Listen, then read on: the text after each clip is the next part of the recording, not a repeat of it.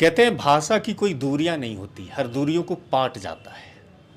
मिथिला भाषा और अंगिका भाषा, अगर हम बात करें तो यही कहावत है कि एक दूसरे के पूरक हैं, पर्यायवाची हैं।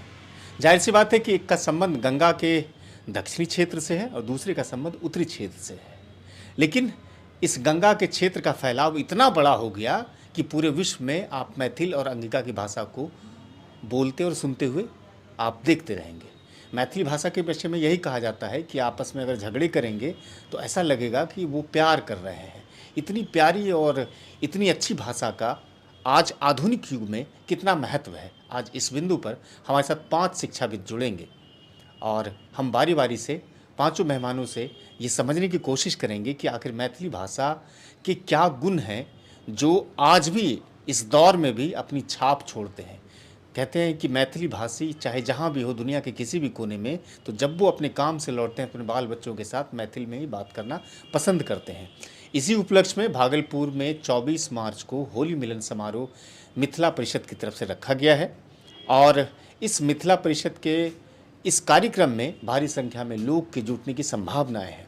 क्या कुछ कहते हैं शिक्षाविद, हम जुड़ के इस वीडियो में आपके समक्ष रखने की कोशिश करते हैं। मेरा नाम उमाकांत झा, मैं बांका ज़िले का रहने वाला हूँ।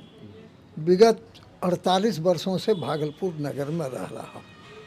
बिहार सरकार के शिक्षा विभाग में क्लास 1 ऑफिसर के पद से सेवानिवृत्त हुआ और समाज सेवा में, संस्थाओं की संगठन में, संस्थाओं के संचालन में अनेकों विद्यालय, प्राइवेट विद्यालय की स्थापना कराई, निःशुल्क शिक्षा की व्यवस्था कराई। रिटायरमेंट के बाद, सेवानिवृत्ति के बाद मैंने कम से कम 10 पाठशालाएँ खुलवाई हैं जिन्हें जन सहयोग से चलवा रहा हूँ। ये मिथिला परिषद की कब स्थापना आपने की? मिथिला परिषद की स्थापना हुए हम लोगों को 15-16 साल पहले, 15-16 साल पहले। अच्छा, इस मिथिला परिषद के माध्यम से लक्ष्य क्या है बिहार को कहाँ आगे लेके जाने की? हाँ, लक्ष्य बिहार में अनेक वर्ग के लोग हैं, बिल्कुल, अनेक भाषा के लोग हैं, अनेक सभ्यता के लोग हैं।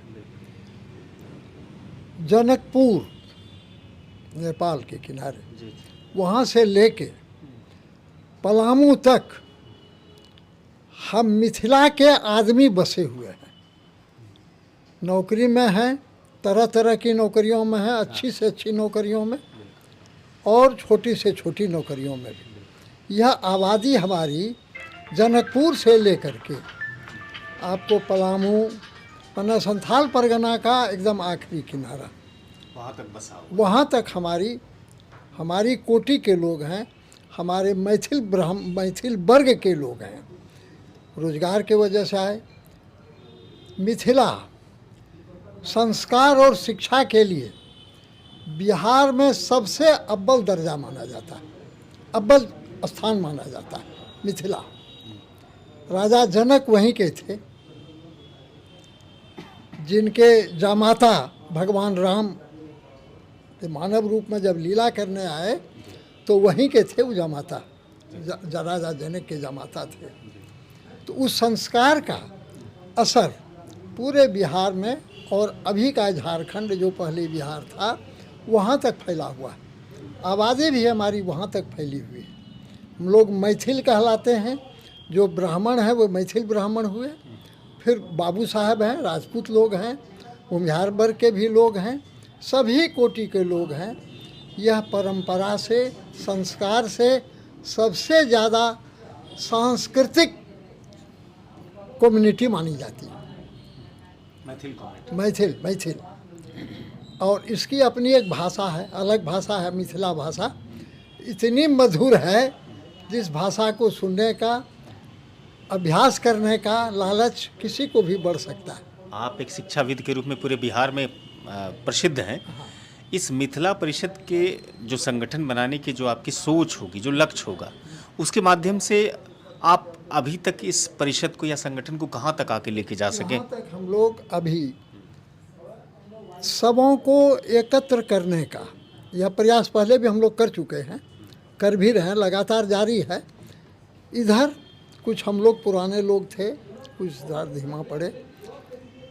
इसको पहले तो मैथिली भाषा का ज्ञान उनको दिलवावे। भाषाई ज्ञान। हाँ, भाषाई ज्ञान।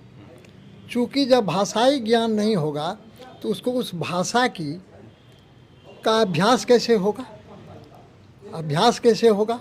बोलने का अभ्यास छूट जाएगा, बंगला बोलना शुरू कर देंगे हम भागलपुर की जो स्थानीय भाषा है ये बोलना शुरू कर देंगे। मतलब है कि भाषाई के साथ साथ जो मिथिला की संस्कृति है उसको उससे उसको जोड़ना, युवा पीढ़ी को भी जोड़ना, जो उनके पूर्वज जो उनकी शैली थी उन चीज़ों से जोड़ना। अभी तक क्या कामयाबी मिल पाई इसमें? अभी तक कामयाबी हम लोगों को बहुत हद तक नहीं मिल पाई है। उसी प्रयास में हम लोग बड़े बूढ़े हों, जवान हों, बच्चे हों, अब बच्चे क्या बने, किशोर को भी अब हम लोग एडुकेट करना चाह रहे हैं। ये मिथिला परिषद की जो ये है, मतलब एक एरिया है, वो कहाँ मिथिला से लेकर के भर पलामू तक है? मिथिला से लेकर के अभी संथाल परगना के अपने संगठन को कहाँ तक पहुँचाए अभी? हम लोगों ने, मिथिला तो हमारा प्रसिद्ध है, और यहाँ से लेकर के अभी हम लोग इसको उड़ीसा तक पहुँचा चुके हैं। हाँ, उड़ीसा। कितने सदस्य जुड़े होंगे इस परिषद से? लाखों की संख्या में हमारा है। लाखों। सालाना कोई कार्यक्रम वगैरह करते हैं? हाँ, सालाना कार्यक्रम इधर बीमारी के चलते पर साल भी हो गई कोरोना। भागलपुर में क्या वस्तु स्थिति है आप इस परिषद की? वस्तु स्थिति है कि मेरा एक यहाँ कार्यालय है, तिलका ही थी कचहरी चौक, कौन चौक हुआ ये? आदमपुर चौक पर, जिसकी निगरानी कर रहे हैं हमारे झा जी, जहाँ हम बैठे हुए हैं वे हमारे यहाँ प्रबंधक हैं, बहुत अच्छी तरह से प्रबंधन करवा रहे हैं। हम लोगों ने जब इसको देखा कि एक ऐसी संस्कृति जो पूरे विश्व में सबसे बढ़िया में से एक समृद्ध संस्कृति माना जाता था, उसको लोग इसलिए भूल रहे हैं कि हमको नौकरी नहीं मिलेगी, या ये पिछड़े लोगों की भाषा है, या इसको अगर करेंगे तो उससे एक हीनता की जो भावना थी, ये भावना धीरे धीरे ये जो युवा पीढ़ी है खास करके, उनमें ये भावना आती चली गई। हम लोगों ने देखा कि नहीं, इसको रोकना चाहिए। तो हमारा जो मिथिला परिषद है उसका मुख्य लक्ष्य हम लोगों को यही है कि नहीं, उस पीढ़ी को सिखावे कि हम भी अच्छे हैं। हम अगर अपनी भाषा में वार्तालाप करें, हम अगर अपनी भाषा में संस्कृति को दूसरे को सिखाएं, तो निश्चित दूसरे लोग जो हैं वो हमसे प्रभावित होंगे। हमको किसी से प्रभावित होने की ज़रूरत नहीं। आज की युवा पीढ़ी तो कंप्यूटर, लैपटॉप और फेसबुक और अंग्रेजी स्टेटस को एक सिंबल के रूप में देखते हैं। तो नई पीढ़ी को कैसे इस परिषद से जोड़िएगा, उसको कैसे बताइएगा कि आपके पूर्वज मैथिली के कारण ही, मिथिला भाषा के कारण ही पूरे दुनिया में विख्यात हो गए? शेर अपने बच्चों को शिकार करना नहीं सिखाता है, चिड़िया अपने बच्चों को उड़ना नहीं सिखाती, मछली अपने बच्चों को तैरना नहीं सिखाती है। ये मैथिली भाषा इतना प्रिय भाषा है, इतना रुचिकर है कि घर में अगर माता पिता मैथिली का उपयोग करते हैं तो उनके बच्चे स्वतः मैथिली बोलने लगते हैं। इसके लिए कोई अलग से मेहनत करने की आवश्यकता नहीं है। और हमारा जो मैथिली भाषा है वो सिर्फ ब्राह्मण ही नहीं, राजपूत, जो कायस्थ जिनको हम बोलते हैं, लाला जी, वो यादव जी, सारे, चाहे इवन कि हम लोगों के क्षेत्र के मुस्लिम भाई भी इतना बढ़िया मैथिली बोलते हैं कि आपको पहचानना मुश्किल हो जाएगा कि ये ब्राह्मण हैं या वहाँ के यादव हैं या क्या हैं, वो नहीं। तो भाषा की जो पहचान है और भाषा की जो विशिष्टता है, जो अभी अभी हमारे प्रोफेसर साहब डॉक्टर अनिरुद्ध ठाकुर जी ने जो कहा और हमारे उमाकांत बाबू ने कहा, ये हमारे बुजुर्ग लोगों का यह सॉलिटरी प्रयास है जिसको कि हमारे अशोक झा जी ने, प्रोफेसर मनोज ने अनुभव किया, और हम लोग इस भाषा को आगे ले जाने के लिए 10 साल से बीड़ा उठाए हुए हैं। और ये नतीजा है कि हमारे बच्चे जो विदेश में रहते हैं वो भी मैथिली बोलते हैं, विदेशी भाषा भी बोलते हैं। तो भाषा सीखने की ललक होनी चाहिए, और यह ललक मिथिला वासियों में बड़े कूट कूट कर भरे हुए हैं, जिसका कि जीता जागता मिसाल है कि मैथिली को स्वर्गीय अटल बिहारी वाजपेयी ने अष्टम सूची में शामिल करके यूपीएससी का भी सब्जेक्ट का विषय बना दिया है। और आपको जानकर आश्चर्य होगा कि लगभग 20 से 25 बच्चे यूपीएससी कंप्लीट करते हैं मैथिली रखकर, और उसमें ब्राह्मण एक भी नहीं होते हैं। तो ये कहना कि भाषा की तो कोई सीमा नहीं है। ये कहना कि मैथिल ब्राह्मणों की भाषा है, ये कोई सीमा में इसको बांधने की आवश्यकता नहीं है।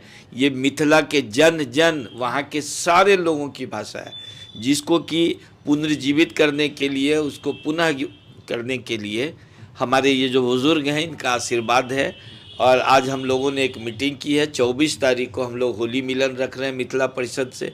हमारे जो मंदिर प्रांगण में विद्यापति जी की प्रतिमा स्थापित की गई है, जिनमें प्रोफेसर रणवीर ठाकुर, उमाकांत बाबू, मुखिया जी, नवीन बाबू और हमारे माननीय कुलपति नलिनीकांत जी, कमिश्नर प्रमंडलीय कमिश्नर अजय चौधरी जी, इवन मैं पूजा समिति का अध्यक्ष हूँ, हमारे राकेश कुमार दुबे जी, अशोक झा जी, प्रोफेसर मनोज, सारे लोगों ने मेहनत करके यहाँ प्रतिमा को विस्थापित किया, योगानंद दास जी। तो मैं उन सबों के प्रति आभार प्रकट करता हूँ कि उन्होंने मुझको भी प्रेरित किया। मिथिला भाषा में जब लोग बात करते हैं, अगर वो आपस में लड़ भी रहे हैं तो लोगों को ये महसूस नहीं हो पाता है कि ये आपस में लड़ाई है या किसी तरह का वैमनस्य है। ये भाषा इतनी मीठी है कि लोग समझते हैं कि आपस में बात हो रही है। और विद्यापति सिर्फ ब्राह्मणों के हैं ऐसी बात नहीं। विद्यापति समूचे समाज के, समूचे देश के लिए है। और विद्यापति ने इतना महान तप और जप किया था कि शंकर जी भी उनके साथ थे और उनको पता नहीं था। तो मैथिली के विषय में अगर कम शब्दों में बताना हो तो आप कैसे बताएंगे? पहले मैं अपना परिचय दे दूं। मैं मनोज कुमार, स्थानीय महादेव सिंह महाविद्यालय में व्याख्याता हूं। मैं रहने वाला हूं सुपौल डिस्ट्रिक्ट का। पहले मैं आपके पूर्व के वक्ता के प्रश्न का जवाब दूं कि मैथिली से ही अंगिका का उपज है। हमारे सहरसावासी, सुपौलवासी, पूर्णियावासी, कटिहारवासी मैथिली बोलते हैं, लेकिन टोन में अंतर होता है। कहाँ का? मधुबनी वाले जो बोलते हैं, दरभंगा वाले जो बोलते हैं, उनका क्लियर कट मैथिली है, उसके टोन में कुछ अंतर हो जाता है। उसी टोन का कुछ अंतर भागलपुर में भी है। अंगिका भाषा में मिलता जुलता है। अंगिका और मैथिली कंप्लीटली एक है माना जाए तो, थोड़ा सा टोन में अंतर है। जो टोन का अंतर हमारे जो कोसी के लोग हैं, कमिश्नरी के लोग हैं, जो मैथिली भाषी हम लोग भी हैं, टोन का कुछ अंतर है। जो हमारे पूर्व के वक्ता प्रोफेसर डॉक्टर साहब जिस जगह से बिलोंग करते हैं, डॉक्टर मिश्रा जी जहाँ बिलोंग करते हैं, वहाँ शुद्ध मैथिली का मतलब बोलचाल के चलन है। थोड़ा सा टोन में अंतर हमारे कोसी वाले जो है हो जाता है।